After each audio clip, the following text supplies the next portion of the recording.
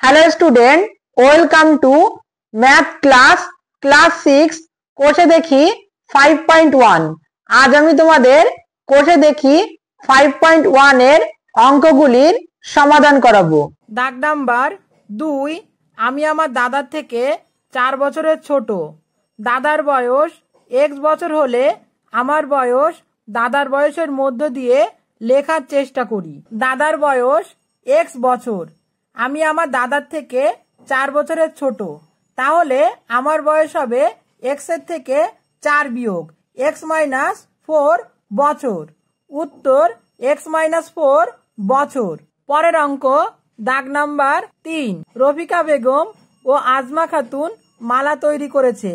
রফিকা বেগম যতগুলি মালা গাঁথলো, আজমা খাতুন তার থেকে 6টি মালা বেশি গাঁথলো। আজমা খাতুন কতগুলি মালা গাঁথলো তার সংখ্যা জানার সহজ নিয়ম তৈরি করি। ধরি রফিকা বেগম 1টি মালা গেঁথেছিল এবং আজমা খাতুন রফিকা বেগমের থেকে 6টি মালা বেশি গেঁথেছিল। তাহলে আজমা খাতুন মালা গেঁথেছিল, x এর সঙ্গে 6 যোগ করব, x + 6 টি। উত্তর x + 6 টি। দাগ নাম্বার 4, আমাদের দোকানে অনেকগুলি মোম রঙের প্যাকেট আছে। প্রতি প্যাকেটে 12টি মোম রং আছে। প্যাকেট না গুনে দোকানে মোট কতগুলি মোম রং আছে সেটা হিসাব করার সহজ নিয়ম খুঁজি।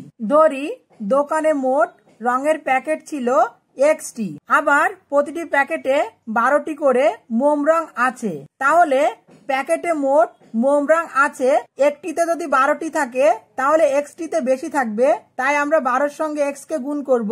12-এর সঙ্গে x কে গুণ করলে হয় 12xt। অতএব প্যাকেটে মোট মোম রং ছিল 12xt। উত্তর 12xt। পরের অঙ্ক দাগ নাম্বার 5, আজ আমাদের স্কুলের অনুষ্ঠানে আমরা অনেকগুলি সারিতে বসেছি। প্রতি সারিতে যদি 15 জন বসি, তবে আজ আমরা মোট কতজন স্কুলের অনুষ্ঠানে বসেছি তা হিসাব করার সহজ নিয়ম তৈরি করি। আমরা ধরে নেব মোট সারির সংখ্যা yটি। প্রতি সারিতে 15 জন করে বসি। তাহলে আমরা স্কুলের অনুষ্ঠানে মোট, যেহেতু একটি সারিতে 15 জন করে বসি, তাহলে yটি সারিতে বেশি হবে, তার মানে গুণ সম্পর্ক। আমরা 15কে y দিয়ে গুণ করব। 15কে y দিয়ে গুণ করলে হয় 15y। তাহলে আমরা স্কুলের অনুষ্ঠানে মোট 15y জন বসেছি। উত্তর 15y জন। পরের অঙ্ক দাগ নাম্বার 6, পার্থ ও তীর্থ দুজনে পুকুরের পাড়ে বসে মাছ ধরছে। তীর্থ যতগুলি মাছ ধরলো, পার্থ তার থেকে 5টি মাছ বেশি ধরলো।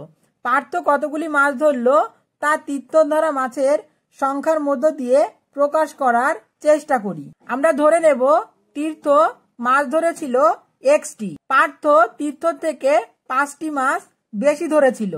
তাহলে পার্থ মাছ ধরেছিল, x এর সঙ্গে 5 যোগ করব, x + 5t।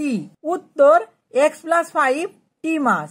পরের অঙ্ক দাগ নাম্বার 7, মিতা ও মায়া কাগজের নৌকা তৈরি করছে।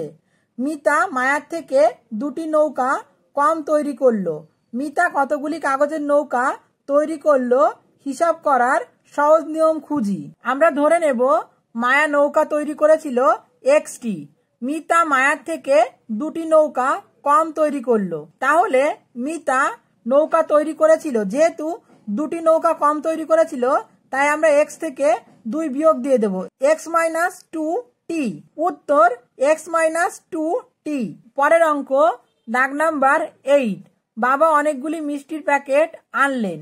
যদি প্রতি প্যাকেটে 5টি সন্দেশ থাকে, তবে বাবা কতগুলি মিষ্টি আনলেন সেটা হিসাব করার সহজ নিয়ম তৈরি করি। আমরা ধরে নেব বাবা মোট xটি মিষ্টির প্যাকেট এনেছিলেন। প্রতি প্যাকেটে 5টি সন্দেশ থাকে, তাহলে বাবা মোট মিষ্টি এনেছিলেন। যেহেতু একটি প্যাকেটে 5টি সন্দেশ থাকে এবং প্যাকেটের সংখ্যা হলো x, তাই গুণ হবে। আমরা 5কে x দিয়ে গুণ করব, 5-এর সঙ্গে x গুণ করলে হয় 5xt। অতএব বাবা মোট মিষ্টি এনেছিলেন 5xt। উত্তর 5xt।